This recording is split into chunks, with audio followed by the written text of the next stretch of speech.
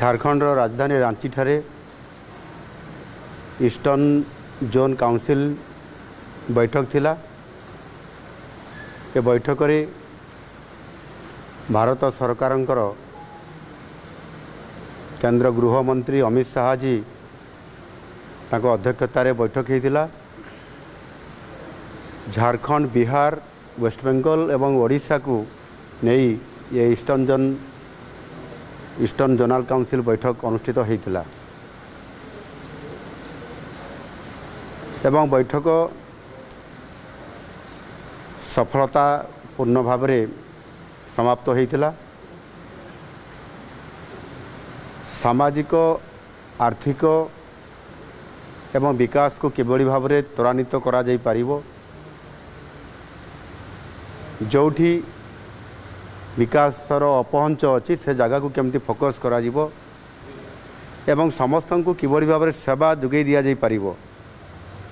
जेभली भाव में बैंकिंग सेवा क्षेत्र में अनेक जगार बैंक पहुँची पारि नाही, ताहार प्रस्ताव राज्य तरफ रखा जाइथिला।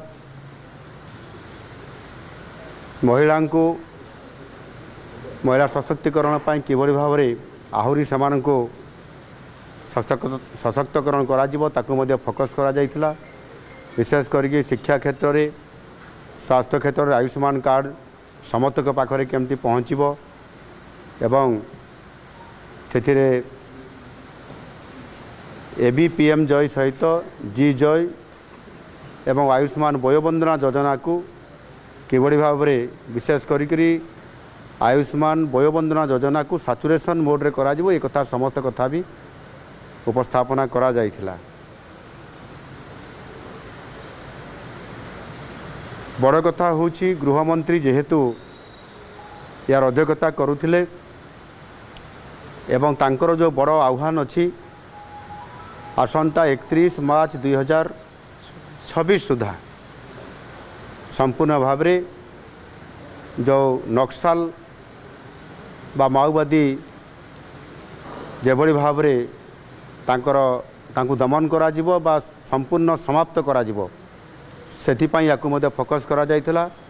एवं से जेभली भाव में आज ऑपरेशन मोड रे अछंती सेथिपाई तांको मध्य धन्यवाद दिया जाइथिला। एवं ओडिशा एवं झारखंड, बिहार एवं बेंगल ये चारोटी जो राज्य ता भितरे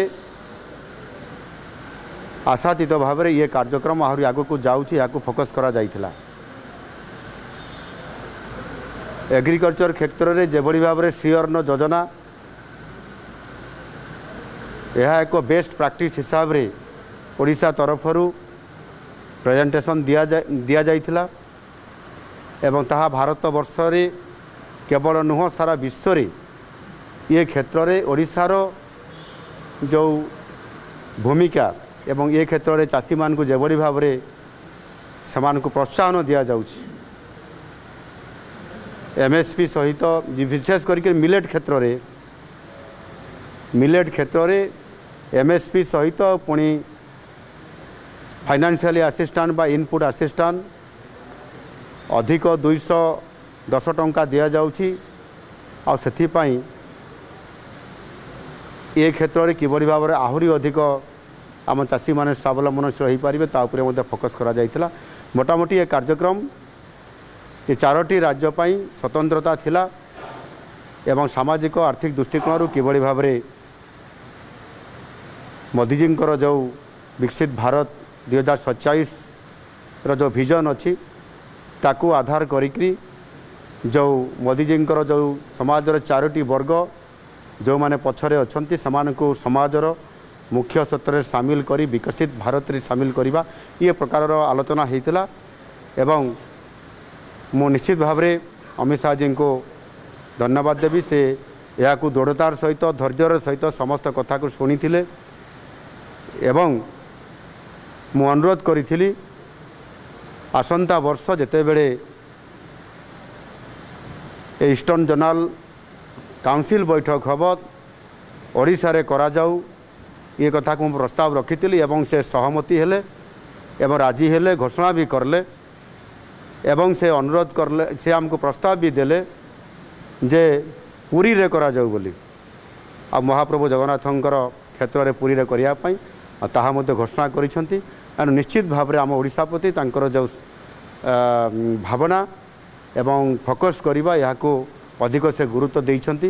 निश्चित भाव में ओडिशा समृद्ध ओडिशा एवं विकसित ओडिशा आड़ को जाउची से संपूर्ण भाव में से आमको दिग्दर्शन देइछंती एवं उत्साहित भी करिसेंती। धन्यवाद।